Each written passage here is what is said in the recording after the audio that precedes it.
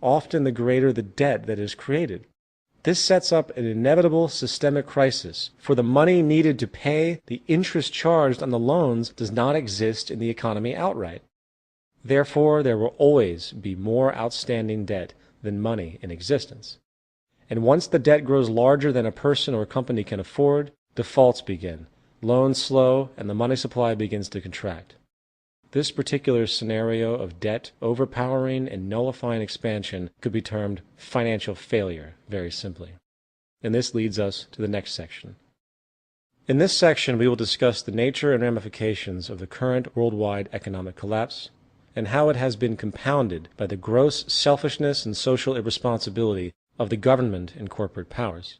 Then, more profoundly, we will discuss the role technology is having in displacing workers and the powerful changes this phenomenon is going to force in the world economy at large. 1. Beyond irresponsibility. The collective external debt of all the governments in the world is now about $52 trillion, according to the CIA's World Factbook.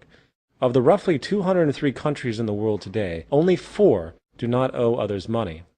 The United States alone has over $12 trillion of this debt as of January 2009, and a study authorized by the U.S. Treasury in 2001 found that in order to keep servicing the debt at its current rate of growth, by 2013, income taxes would need to be raised to 65% of one's income. The whole world is basically bankrupt. But how? How can the world as a whole owe money to itself? Obviously, it's all nonsense. The monetary system is nothing more than a game. Those in positions of social power alter the rules of the game at will.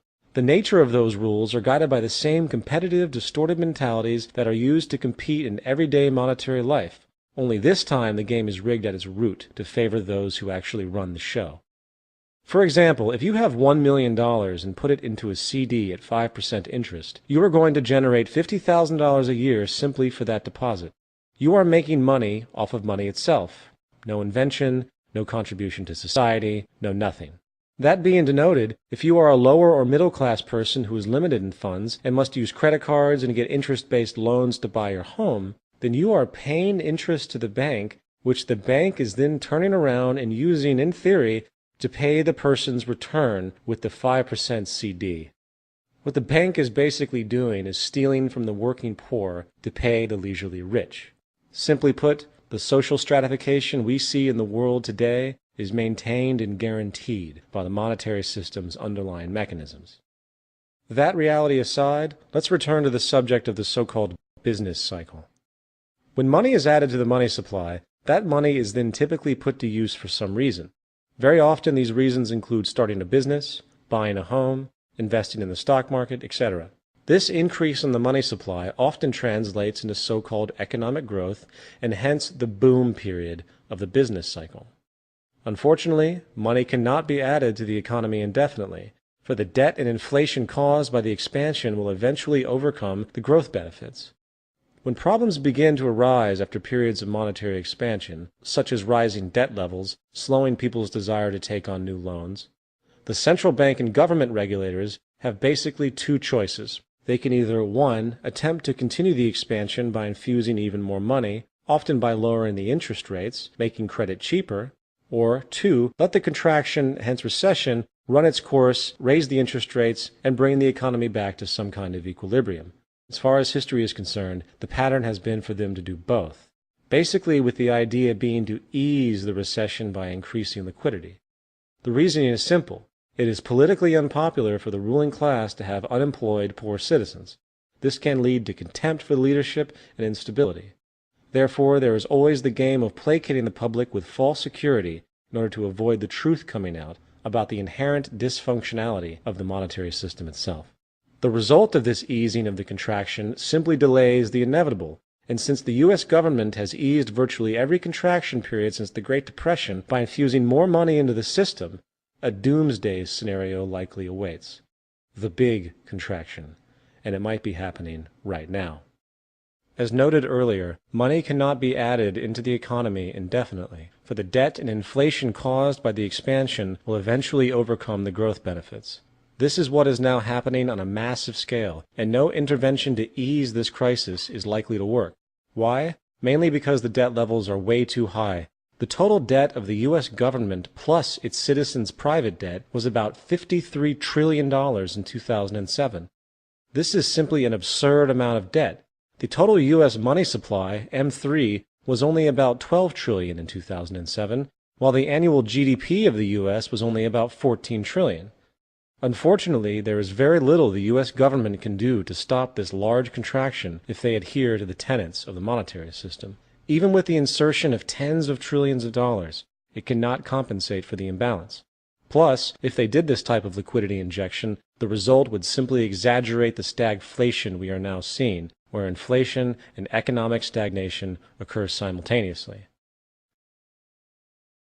2. The ultimate outsource.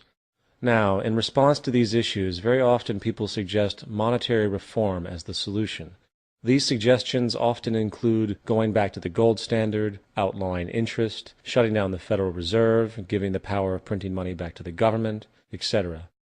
While these reforms and others all pose logical merits to a certain degree, they do not recognize an overshadowing, little discussed phenomenon that has accelerated since the 20th century, nullifying the monetary system in and of itself: the replacement of human labor with machines. At the core of the economic system itself is the mechanism of labor for income. Our entire economic system is based on human beings selling their labor as a commodity in the open market. If humans do not have the option to work for a living, then the monetary system as we know it is over. No one can buy goods if they don't earn money. Companies cannot afford to produce if the consumer has no purchasing power to buy anything. As John Maynard Keynes disdainfully pointed out, we are being afflicted by a new disease, of which some readers may not yet have heard the name, but of which they will hear a great deal in the years to come, namely technological unemployment. This means unemployment due to our discovery of means of economizing the use of labor outrunning the pace at which we find new uses for labor. While politicians, business leaders, and labor leaders bicker over issues they claim are responsible for the growing unemployment in the world, such as foreign company outsourcing or immigrant labor, the real cause is going unaddressed in the public debate, and that is technological unemployment. Since market capitalism is built upon the logic of reducing input costs to increase profits, the inclination to replace human labor whenever possible by machine automation is a natural progression of industry. After all, a machine doesn't need to take breaks, it doesn't require health insurance or benefits, and it isn't a part of a demanding labor union. A simple glance at U.S. historical labor statistics by sector shows the pattern of machine automation replacing human labor definitively. In the agricultural sector, almost all traditional workflow is now done by machine. For example, in 1949, machines did 6% of the cotton picking in the South. By 1972, 100% of the cotton picking was done by machines.